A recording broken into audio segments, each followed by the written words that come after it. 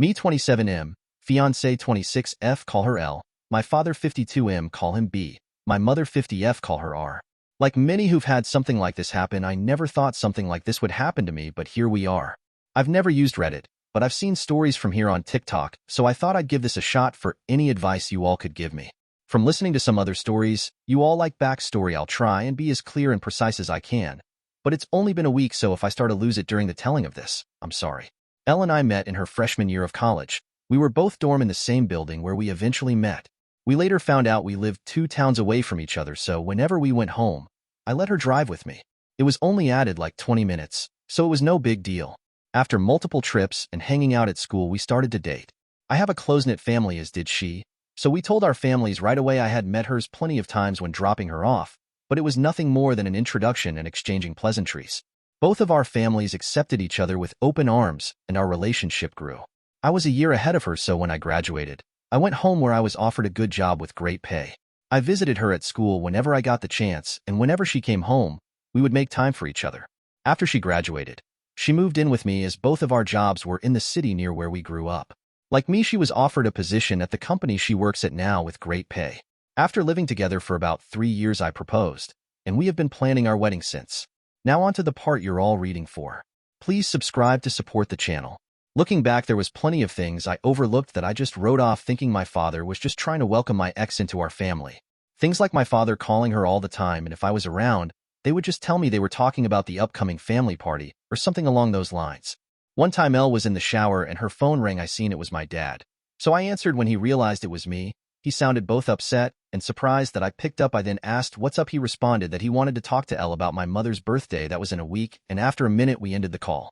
Even typing this out now, I feel like an idiot for not seeing it sooner. On the day I found out, it was like any other day. Elle had Thursdays off, so she made breakfast for both of us. When I set out for work, she gave me a kiss and told me to have a great day.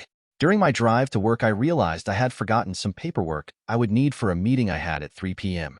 I shrugged it off and told myself I would just go home at lunch to get it. Elle texted me throughout the day talking about all the casual stuff, a couple talks about like, "What do you want for dinner? I did the laundry. Do you want me to hang it up for you? Blah, blah, blah."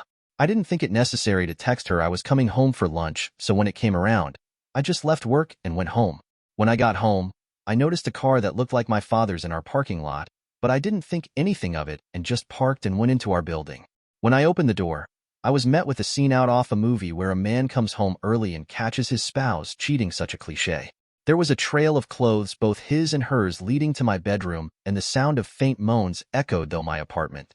I stood at the door in utter shock. My brain was a mix of rage, sadness, and disgust, but if you were a fly on my wall, you would see what looked like a statue. I just couldn't move. When I finally snapped to, not knowing how much time had passed, I took out my phone to record. I picked up all the clothes that were on the floor and threw them into the hall of the building. After, I filmed the walk to my bedroom. The door was open. I stood in the doorway filming for about a minute, then flipped on the lights. They both jumped at the sudden light and looked at me, and to my utter shock, it was my father in the bed with her. After the initial stun, my father noticed I was recording and started to panic, trying to find anything to cover himself and telling me to stop recording. He found a towel and wrapped it around himself and started to walk toward me. I told him, "If you don't want to get hurt, stop coming to me." He either didn't care or didn't hear me and reached for my phone. I hit him square on the jaw. His head bounced off the door and slumped to the ground. Elle shrieked. I aimed the camera at Elle and said, "Concerned about your buddy, but nothing to say to your fiancé?" My father woke up after about a minute nap, and I told them I just needed to come pick something up for work, so I'm heading back now. If either of you pieces of are here when I get back, I'll send this video to everyone you know. I ended the video, looked at my dad, who was still coming to, and said, "You're dead to me. You're no longer my father, but you might want to go home and talk to Mom because I'll be talking to her very soon." I sat in my car for a while until one of the bosses at work called to ask where I was. I told her I was on my way back right now. When I got to her office to hand her the paperwork, I must have looked awful because she started asking what was wrong with me. I told her it was nothing and I'd be okay. I could see her scanning me up and down, and she noticed some blood on my collar and stood up, rushed to me, and said, "You're bleeding." I looked down and said it was my father's. She looked confused, so I pulled out my phone and showed her the video. She watched it in its entirety. She was introduced to Elle a few times, but never my father. She sat there silent for a moment until it finally clicked that my fiancée was cheating on me, but not only was she cheating, it was with my father. She asked if there was anything she could do, suggesting I take some time off, but I told her I can't go back there right now. that I just need a minute and I'd be fine for the meeting, and I have another shirt in my office. The meeting went over fine. I put on a smile for everyone like nothing had happened. My boss came up to me after the meeting and asked how I could do that, but I just said I don't know and went in my office. I then came home, and I was alone for the first time in a very long time. Thank you for reading. I'm sorry I carried on so much, but it was therapeutic getting everything down. I just don't know what to do. I defiantly need to get the hell out of this apartment. I just can't live here anymore, and there's no possible way I'm sleeping in that bed. I know not only do I have to go get checked out for STDs, but I think I broke something in my hand. Wow. Hello everyone, I didn't expect to come back to Reddit and have this much support. I didn't really plan to update at all. I just wanted to put what had happened out there and hopefully get some advice. After I wrote down all that happened, I closed my computer and kind of fell into a depression. After I posted, it hit me like a train. To the ones who think it's fake, I wish I was this creative. I'd write books instead of working a 9 to 5. I'll try to reply more on this post I just logged back on, and it was honestly too much to try and reply to every comment. Just know I read through most of them, and I truly appreciate everyone's inputs, both negative and positive. So, the day after I posted, I tried to get into contact with my mother, but none of my calls were connecting. I wanted to see if she would get lunch with me, and I'd tell her everything. After about a dozen tries, I decided to get into my car and go to my mother's house. She needed to know what happened as soon as possible, even if talking about was going to make it hurt all over again. During the drive, I thought about what I would say and how I would say it. That made me start to panic. I had to pull over twice to throw up. It's not every day you have to tell your mom that her husband is screwing your fiancé. I pulled into the driveway and sat in my car for a moment to calm down and gather my thoughts. I was in my car for a few minutes when my mother threw her front door open, so I stepped out of my car. She started cursing at me, saying how dare I come to her home after I hit my father for trying to break up a fight between Elle and I. She called me every name in the book and called me an abuser. She told me I needed to leave since Elle isn't ready to forgive me yet, and that if she's smart, she hopefully never will. Yes, apparently my father took Elle to my family's home and told my mom that Elle and I argued, and when my father tried to spot it, I hit him. She continued on for a while until I finally snapped and said, "Really, Mom, because your husband is on my fiancé, that's why I hit him, and if you can't take my word for it, I have a video, I'll send it to you, but because my own mother can talk to me like this, don't expect to see me again. I don't want to hear your apology when you finally figure out that you're just as shit of a mom as my piece of shit father." Her face dropped. She looked like what I must have looked like when I first walked into my apartment and caught them. I pulled out my phone and sent her the video. My mom took hers out and turned it on. She pulled up the video and watched up until the part where I turn on the light. She then put her phone down. She looked up at me, but I turned and went into my car. I backed out of her driveway. I looked at her before I took off and she was in tears.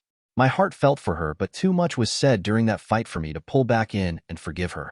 When I got home, I started clearing everything out of my apartment that had to do with Elle or my family. I boxed all of Elle's things up and put them next to the front door. Legally, this has been her place of residence, so I can't technically kick her out.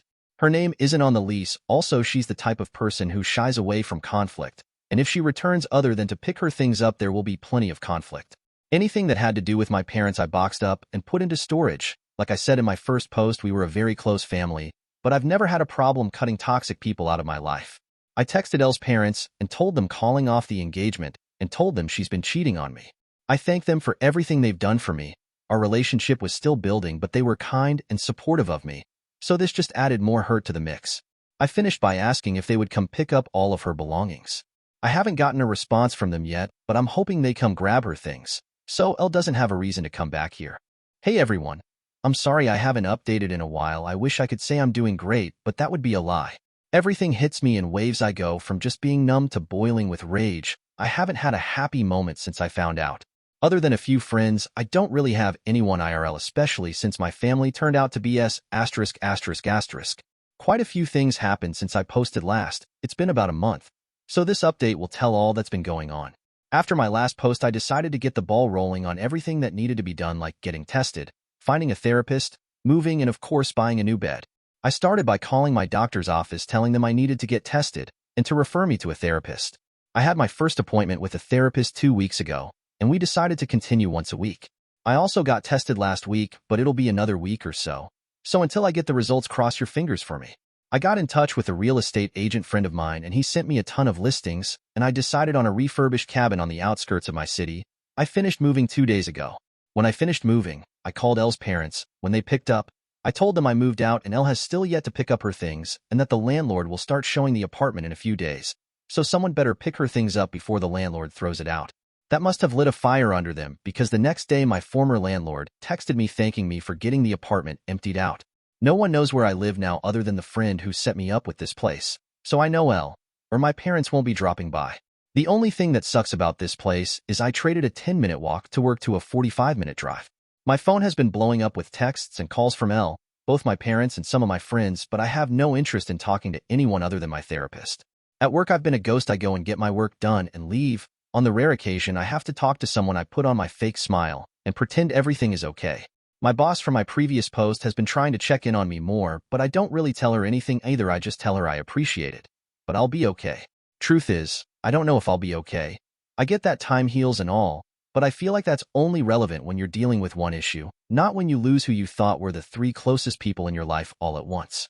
A huge part of me died, and there's no chance of resuscitating it. The meetings with my therapist are going well. I suppose I've never done therapy before, so I have no reference on what good therapy is. We do get along all right, and she really seems genuine in wanting to help. The first session was us getting to know each other and delving into what brings me to her. Nothing in depth, but me just telling her what happened in my own words. The second session we went a bit deeper. She asked me about the relationship I had with my parents. I told her up until now it was great. We talked often and always communicated well when something was wrong, and that I grew up in a great home, but that all means nothing now. She asked why I cut my mother out of my life. I told her she said things to me I wouldn't say to someone I despised, then told her there's no way she can come back from that. At the end of our last session, I gave her the link to my page on here so she can read more about how I feel and what's going on in my head. I feel like it's easier to type things out than it is to speak it. So, if you're reading this, hi doc. For now, I'm still miserable. I thought I'd be okay by now, not necessarily happy, but okay. I know some of it is my own fault not communicating to my friends, but when I think about responding to them, it just seems so exhausting. I know they'll want to get together or come to my new place, but I just don't have the energy to be around them. Until I do, I'll work, go to my appointments, and sit on my back deck sipping on some bottom shelf whiskey and try to enjoy this beautiful view. I haven't hunted since high school, so maybe I'll take that up again now that I can hunt from my back porch. Thank you all for reading this far. Hey everyone, sorry I've been MIA for a while now. I'm writing this update to let you all know I'm alive and to give you the lowdown of what's been happening as of recent. First, I want to apologize to those who've worried about me the past few months. After my last post, I was nowhere near okay, so I pulled back from everything. I secluded myself in order to heal and cope with what is now my life.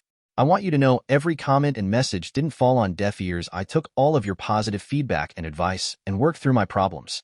So, to the people who've supported me, though, this truly thank you. I can't stress it enough. When I was at the lowest I've ever been, it was internet strangers that were there for me, so again, thank you all.